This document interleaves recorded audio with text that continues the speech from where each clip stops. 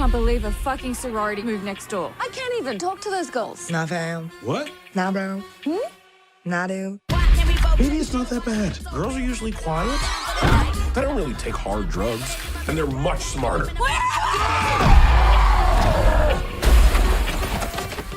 Oh no, they killed a girl. I'm a painkillers, motherfucker! Oh, you know, Martin, we often come out and we don't agree all the time on these films. We don't. No, we don't. Believe it or not, even after all these years, we do not agree on everything. There was a little ditty back in the day called Neighbors. That's right. Had one of my man crush in there, Zach Efron. I'd start to say Zack Snyder. No, Zach Efron. And you love that movie. And I love Seth Rogen too. I wouldn't say love. That might be a little strong. No, but man, you fucking love that movie. Now you movie. stop telling me. I gave that movie a matinee. I enjoyed Bullshit. that film. That's love from you. Yeah, you were loving it. You begrudgingly gave it a matinee. You're like, well, I suppose I did find a couple flaws in it, but they don't really mean that much. But I guess I got to give it a matinee. If y'all could have said, Corey, look at his. I said, About to get my angry bird on your ass. Shut up! But I enjoyed it very much. Very, very much. Now, I'm exaggerating, but I enjoyed it. But Martin, here's the thing. Maybe we disagree on how much my entertainment level was on that motion picture right there. But here's one thing that we do know, that sometimes sequels come out and they're not as good as the first. Even things that I love. Love the Matrix. Did not like the second one. Could that be the case here, Martin? Well, with comedy sequels, it almost never happens. It's true. They have 22 Jump Street is a rare exception. It's very rare. That's because these movies, after they have a successful run with the first one, they kind of get lazy and they just do a repeat of the and they same just thing. do a repeat. I mean, The Hangover just remade the movies. Yeah. Actually, remade them worse. Ghostbusters 2. Ghostbusters 2. But what about Neighbors? That fine picture right there. Well, Martin, and look, maybe I don't like this as much, but I can tell you that they did try to change up some things a little bit. See, instead of having a fraternity that's moving next door, Martin, it's a sorority this time. Whoa, they thought out of the box. You see what they did right there? And Martin, this sorority, they're started by a group of girls, Chloe Grace Moretz and her friends, because they found out that the Greek system is sexist. Say what? All these parties where it's been equal at the frats, you know, all the freedom that the girls have. You mean to tell me that the girls cannot throw a party of their own? And they get together and they say, well, we are going to buck the system and we are going to form our own frat just so we can party and party on our own terms. The problem is they're having a party in the same house that Seth Rogen and Rose Byrne got the frat out in the first movie. And now with a baby on the way and trying to sell that house and move on to something else, they can't do all that with these girls acting like goddamn fools next door.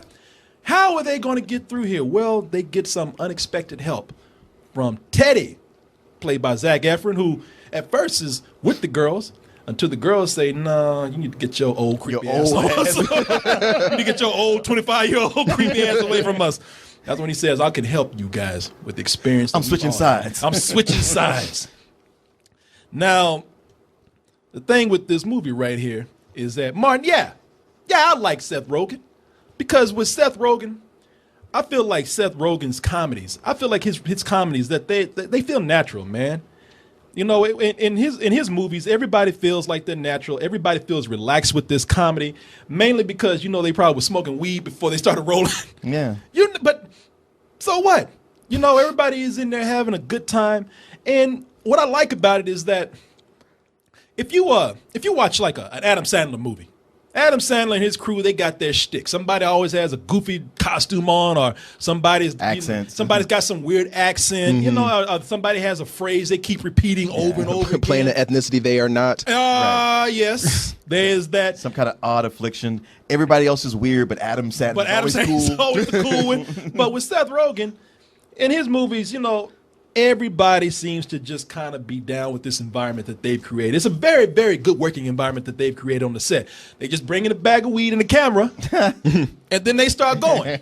Now the thing with the other reason why that works is not just because of the weed. It's because he picks people who know, at least in my opinion, who know how to kind of improvise. I mean, the friends are, these people are talented. And if you notice in a lot of these scenes that they do, especially in this film, it's a lot of handheld camera. Not shaky, but just a lot of handheld camera going on.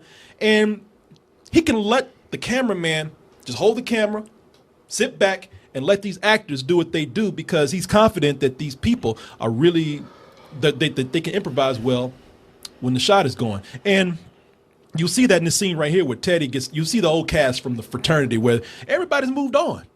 Everybody has jobs now. Everybody is an adult now. Except fucking Teddy, man. Teddy can't leave that frat life. Because that was when he was the king. That's when he was the king.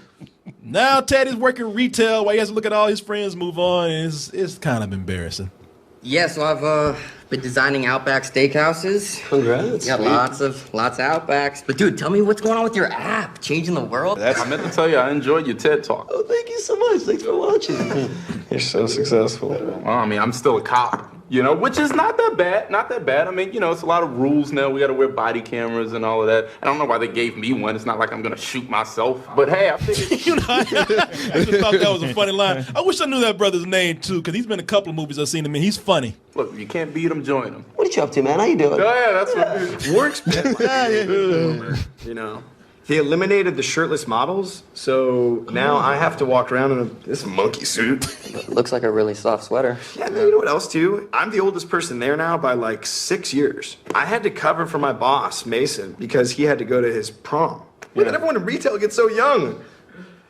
Like, are you fucking kidding me? Actually, I live that shit all the time. So what you up to, Korey? I run a website. Really? Like CNN, like you work there? Or no? You mean like my nephew? Yeah. Who's in the 8th grade? He has a YouTube channel. That's what you do. Did you do the Angry Birds shit or something? Nah, man. It's you can see how these guys are cool at working together. Now, somebody is listening to this and that's like saying, "Oh shit, Seth Rogen, this is a raunchy comedy, people. It's a lot of cursing, it's a lot of gross out humor." And they saying, "Oh, raunchy comedy and Seth Rogen smoke a lot of weed and he's just like me. Oh, let me get my money. I'm gonna go get my ticket right now to go watch this." But sit down, because if you're that person that likes to sit back and you like to use that social justice warrior shit, calling people, using that label on everybody like that bullshit, or you're that person like, man, PCs run rampant. Oh, women whine about feminism and sexism, they get their way, the gays are getting their way. Then if you don't like that, and if that sounds like you might not like this movie right here, because it is a message movie. And the message is leaning very heavy on the feminism and the sexism. As I said, these are girls who do not want to be in the sexist Greek system. In the movie, that's the whole point of this film kind of being made, to make that statement. And for me, I don't mind a movie that has a message as long as they can make it funny. And believe me, they do kind of make it heavy-handed, but some of the things that they do with it, I thought that the writing was clever enough to be able to take that information and not feel like you're being beaten over the head with it. You guys thinking about renting this place? Maybe. What do you guys want with such a big house? We're starting our own sorority outside the system that can totally do whatever it wants. Yeah. Mm-hmm. Like throw dope-ass parties and totally rage. A sorority that can party? Kappa Nu. What's wrong with fraternity parties? Okay, what is it? I mean, we threw great parties here. Pimps and hoes, CEOs and corporate hoes, boysy boys and Idahos. They're like super sexist. Every party is like themed hoe. I mean, oh, jeez. Oh, no. Oh, God. Yeah, I see your point. Which the word hoe is really offensive because they only apply it to women. I was a hoe too back in the day. Shit, it's about time man take that word back. Martin can tell him. Actually, Martin even told me one day, he's like, man, you don't understand. You are a hoe. Not even a whore. You are a hoe. I only said it because other women had said it to me about you. Damn. I was like, yeah, you got a point. Shit, look at them hoes. Martin, like, that's offensive. I'm talking about Korey, man. Oh, yeah, that's right. As you can see, yeah, it's definitely making a statement. Not even trying to hide it. But it's a statement that the filmmakers believe in, I think. Yeah, that comes through. Yeah, it's something that they believe in. And when it's okay to have that message in there. It's okay to believe in that message. Where they managed to make it work here is that no one in this movie is taking themselves seriously at all. It's a universe of dumbasses. And you don't really root for one person over the other because they're all kind of silly. And when these people aren't taking themselves that seriously, it makes it able for you to like put your guard down and enjoy all these people just making fun of themselves. I want to help you guys stop that sorority before it gets too late. Really? That's right. I'm switching sides. Nice. That's awesome. Cool. They have 15 individuals. They're not a cohesive unit. They don't understand the most important rule of sisterhood. There's no I in sorority. Yeah, there is. There's 2, actually. There's just one. No, that's a Y. No in the middle. That's an O. 2 I's straddling the Y. SORRIAYORITY. What? There's a U in there that you guys are all missing. SORRIROITY. Sorority? That's how you spell it. You think the titty is silent? When Martin's like, I don't believe in this shit. Martin looking at me, Martin. He was over here giggling, man. Okay, I can't tell. See, I'm getting nervous because Martin, he's giving me so much shit for liking Neighbors. And I'm sitting up here praising this movie before it gets right. I can't tell if Martin is ready to just pounce on me or if he, what? Oh, no. He's salivating. I know. They ain't giving me that rapey look, too. Sorry about that. I know. Drooling and shit. Man, shit, you looking at me like I look at Zac Efron. but you see, people, everybody's kind of stupid in this. It would be easy to make Teddy the dumb jock model, good-looking guy, but nobody's really taking themselves that seriously here. And why that works is because this movie is going for a lot of gross-out humor. It's going for the raunchiness, but it never hits low. At least I don't think. I mean, there are things here that seem like it might be lowbrow humor, but take, for example, I'm not going to spoil it too much, but there's a scene with a gay character, a couple of gay characters. They make it a joke, but they don't make it the butt of the joke. The joke is not because, hey, look, that guy's gay, or that guy's kissing a guy. It's actually kind of a cool scene. And there's a scene here where their little daughter has a dildo. And, like, again, in an Adam Sandler movie, it'd be like, oh, look, that girl's got a dildo. She's putting it in her mouth. They would have spent 10 minutes on it. Yeah. They would spend 10 minutes on it, and they move on. But it keeps coming back as a running gag that they expand on through the whole film. For a movie that passes itself off as, just a stupid comedy. That scene's not even a movie. Got thrown across the room by the airbag. It's almost like they showed this trailer and said, like, let's pull back on some of the jokes that were repeated. Let's pull back on some of the dumber stuff, and let's actually make this a movie with something to say. And that's why this works as a sequel. A lot of sequels are made where they have nothing to say except what they said before, except worse. This here says, you know what? This whole thing with the Greek system, wow, that's a perfect opportunity to say something and make another movie. And when I was watching this, I appreciated that. I thought that everything in this movie, even the dumbest jokes, they made sense. Everything happened for a reason within this silly universe. I mean, Martin looking at me like, keep talking, brother. Keep yeah, keep on digging, man. But I have a lot of respect for this. And I know Martin thinks because I like the first movie, but as a sequel, again, like Angry Birds, they did a lot more with this than they really had to do. Oh, Martin, give me that hawk look right there. Yeah, I am done. Are you finished or are you done? No, finished or are you done? Hey, just respect my name. Listen, man, I know how much you love the first Neighbors. I really didn't care for it all that much. I mean, it had some moments here and there, but for the most part, it just left a bad taste in my mouth. Even from the moment I saw the trailer. So I was not excited about seeing this either. And sure enough, this is much better. Yes. I actually agree with almost everything you said. I got lots of genuine laughs. I liked both sides of the argument. So it wasn't one of these things where I was like, wow, these assholes are irritating me. I was like, wow, you really see it from the girl's perspective to the point where I was kind of flipping sides, but I understood the couple. Like, look, we just need to sell our house. And if y'all weren't such young dumbasses, you would let us have this 30 days to get out of here and do this. Right. They were just fucking with us. Like, we're asking nicely, please. Like, that was one of the best things I've liked about the movie is with the first one, it was just like, all right, can y'all keep it down? Or we really have no reason to be mad outside of we just got a kid. Now it's like, can y'all please chill? We got to sell our house. This is millions of dollars on the line. Exactly. Oh, it's on now. I love the reaction. Like, what do you mean it's on? I was like, no, nothing's on. No, it's on. Like, God damn it. I mean, they do do make it so much of a just girls versus men and old people versus young. Yeah, they're able to keep both things going.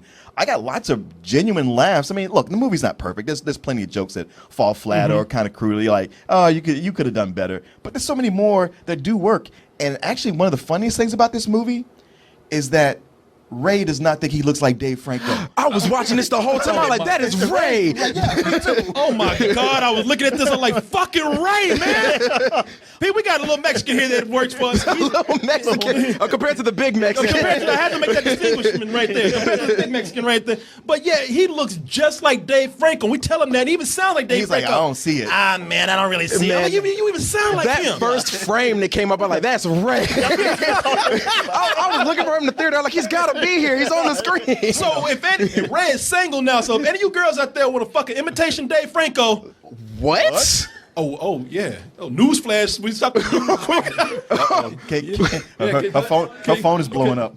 Okay. Oh, well, I'm not supposed to say that? Probably not. Oh, okay. Oh. Thought I was doing him a favor, but Ray's looking like that right now. God damn it. Now he's got to go marry dudes. Okay. Well, wait a minute. I got a call. Oh, it's back on. It's back on. Okay. Good for Ray. Yeah. Fuck you, Korey. Oh, shit. Sorry. Me and Mom were like, what? You genius on his computer right now. So you just giving it away, huh? Yeah. Anyway, yes, Martin, continue, please. Dave Franco looks and sounds just like Ray, except with lighter colored hair. But one of the best things about, I mean, so much of it is good. Just even watching those clips reminded me of how good Zac Efron is in this movie. You goddamn right. I mean, but he's really good at playing a realistic, stupid guy who's not completely dumb, but there's little things that like just common knowledge that everybody knows and that he just doesn't know, like how to spell that particular word. Not how to spell everything. He's smart about a lot of things. But also just he's that guy who's like his development didn't catch up with everybody else. He's still left behind. You don't feel like he's stupid. You just feel like he's ignorant. Yeah, he's ignorant. Yeah, he just didn't learn. But you know what? There's another part in the movie where like that whole scene we're talking about. I'm working retail still. They actually explain why he's working retail. They pick up so many things from the other movie and other things that didn't work for me in the other movie. It's almost like it was as if somebody talked to me when I came out of the first Neighbors and said, well, I don't know, what did you like about it? And actually wrote it down and addressed it here. Yeah, they explain why he's working retail. Exactly. That's pretty funny because you're like, well, man, you did do that shit. Yeah, exactly. You brought that shit on yourself. But go ahead, Mr. Goodman. First and foremost, I like to give an apology to Martin because I know there was a time in here, I think it was the fourth or fifth wave, when we talked about how you didn't like Chloe Grace Moretz. Yeah. She is a horrible actress. I'm sorry. Better in this. I hated her in this. It was so many times she's like, we're going to go out and get crunk and we're going to get stupid and weed. Well, that was the character, man. No, she can't pull that off. We're like, it's bad, man. She's trying to be a bad girl and be a rebel, and we know she's not. Like, she can't pull that off. When she's got to play quirky characters or badass characters, she nails it. I thought that was the joke here, that she was a girl who could not pull that off. Even my dad was like, why the fuck you talking like that? Nah, man. The way she was pulling off, I was just like, you're trying way too hard to be something you're not. And it's bad. But outside of that, I agree with you and Martin, because I feel like this movie was way better than the first one. I can't remember a lot of the parts of it, but I remember coming out of the first one and not liking it at all. Yeah. Like, I want to say, if I had to give it a rating, it'd be some old bullshit. But yeah, that's how I feel about that movie. Word, that's not Hey, that's my line, man. Taking that shit from you. You're gonna take my movie from me. Oh, it's on now. Korey versus Korey. But no, like, one of the things I really enjoyed about this movie is it was one of the same things they did with Angry Bird. It did move at a really frantic pace. You didn't have a lot of time to think about what was happening. Yeah. There were a lot more hit jokes than there were misses, which I've really enjoyed about this. And my favorite thing that they did with this movie is they kept it short and sweet. Yeah. This movie was only like an hour and 24 minutes or something like that, so it wasn't even like crazy long. Yeah. I believe Seth Rogen's characters and Rose Byrne's characters more, because they actually felt like adults, and when they called them the old people, I was like, all right, I can get down with that. And her comic timing, Rose Byrne, it was much better this time. Yes, she has grown as a comedic actress over the years, and I thought she was very funny in this. She was. I'm sorry, go ahead. Oh no, you said you added on to what I was going to say, but at the end of the day, man, I think they improved on a lot of the stuff that they did in the first Neighbors, and they were actually bringing in some, I think, better writing. They actually again got Zac Efron right. They didn't go for the easy out with jokes. They actually either brought it back in occasionally, or they went the route where it's just going to be kind of an underlying theme, and I really enjoyed that part. So it really felt like the writing was a lot better in this. Yeah, and you know something? It felt less ad-libbed. Yeah. Yeah, and it was ad-lib, but people were better at it. You know, I don't know if it's and honestly, I don't remember who the director was from the first, and I should because I love that movie so much. but when you make a point where you're talking about the girls in the movie, and I like that these girls in the trailer they show them all in bikinis and being all sexy, but these girls ain't really that sexy, man. They're average girls. They're average girls. They're a bunch of slobs. I mean, they sit up there with hoodies on. They smoke weed all day. Got their hand in their crotch. I love that Asian girl, man. Oh, that Asian girl in there, man. Yeah, there's an Asian chick in here who's funny as hell. I mean, it's and when you look at it, you're like, man, these girls are real girls, and you really side for them, and you don't. And the movie makes you feel guilty for sexualizing them. I mean, for objectifying women in general. So when you watch this, like they got that scene where they're all in bikinis and everything. I mean, I look down at my dick, and my dick is like, no, this is not the time. Respect them for what they do. Some of them are 17. Well, yeah, that's all I kept thinking. I'm like, they just graduated high school. No. Yeah, but that's actors. They're a little older than that. I hope. I know, right? Yeah, not much. You can keep that subway card, buddy. Yeah. You're gonna need it. You and Jared. It's okay. My dick was feminist by the time this was done. Yeah, I really and besides, I mean, don't look. Y'all both know. I ain't gonna even say nothing. My dick didn't get hard for them, but y'all know who it was for. My boy Zachy Poo was up there. I was like, wow, I'm awake right now. That boy's talented right there. That boy's really good, man. He's Oscar-worthy performance. As far as I'm concerned, hell yeah. Rubbing down with some meat. I like to get my meat on some of this. Damn it. Now, here's the thing, man. Zac Efron, I will say this about him. Like, he is kind of he is a piece of meat in the movie. I'm supposed to be portrayed that way, but Zac Efron's a funny guy. Yeah, he is. He really, I don't know if it's just these movies or these people he's working with, but he's never been better than he has in these Neighbors movies. Well, I know early in his post high school musical career, yeah, I had like a lot of hope for him. I was like, man, the kid's talented. He's going to go places. Then there's We Are Your Friends and Dirty Grandpa. You just kind of go like, well, maybe not. Yeah, he's one of those guys that everybody, like Hollywood, thinks that they're going to make money off of him because he's a good-looking guy. He can't sell movies, man. No. The reason why this movie's selling is because of Seth Rogen. Yeah. That's exactly the reason why. Yeah, I mean, it's too bad, too, because I think that's the thing about it. People look at him as a pretty boy, but he really is funny. And hopefully, he'll get that project that will, and maybe he should stick to comedies, but he'll probably get that project that'll project him forward. But overall, man, you're right. It's not a perfect movie. Not by a long shot. Because as silly as this world is, the writing at the end of it, it felt like they wrapped this up a little too quickly. I like what they chose for the resolution of it because I didn't really see it coming. But, to Korey's point, it wanted to get out of there. It was like, hey, there's no reason to bore you. Yeah. Let's make this happen. It didn't linger. No, it doesn't linger. I just thought like, all right, somebody behind the camera said, wrap it up. And like, oh, okay, this happens and this happens. Goodbye, people. And some of them, like I can tell a rush edit. I'm going to say it's not going to be a rush editing job, but I can tell sort of an assembly line factory I know what you mean. Editing job when you see it. There's nothing really creative about the transitions. Scenes end without being funny. They just had to cut this movie and get it out. Yeah. And it's noticeable. But other than that, I really enjoyed this. I really enjoyed this a lot, man. Like I said, it's rare that you not only get a sequel that is funnier and better, but also it has a statement to make, and it makes it well. I'm caught between giving this a low full price or a high matinee, but I don't know, man. I was laughing. Wait till Zac Efron pops up on screen to give it your rating. Go for it. Better than sex. But I'm gonna go ahead and give this a low full price. I mean, because I besides just rubbing myself to him, I was genuinely laughing through the whole thing. Like I was getting some really hard laughs from it. So, Mr. Goodwin over there. Okay. Yeah, man. Like I said, I completely agree with you on this being much better than the first one. And the other thing is, I'm really happy that they did. And we were talking about this right before the show started. Is that a lot of the stuff they have in the trailers doesn't even show up in the movie. So you could tell they showed this to people, and they were like, "What should we take out? What should we, leave in there?" And they was like, "All right, y'all repeating a lot of stuff from that first one. Cut some of that out." Mm-hmm. And I think I really enjoyed what they did with there. Again, the runtime short. The majority of the jokes were effective, and there was that underlying tone of we have a message to send here, and we're gonna do it. And with that, I'll give it an enthusiastic matinee. Okay, all right, I'll take that. Yeah, I mean, as far as the jokes being cut out, usually a sequel like this would just overdo the airbag gag. And from the trailer, it looked like they were going to. Yeah. But thankfully, in the finished product, no, they kept it like, no, this is where we need it. We'll use it here. It's not even going to take over the movie They at all. use that gag just to sell the movie. Right. But thankfully, it's not there. And it does way more right than it does wrong. It's quite enjoyable. Not perfect, but like Korey, I give it an enthusiastic matinee. Okay, I approve of that. I like the way you may pass now. What would have happened if we would gave it a rental? I know, right? You like cashing checks? At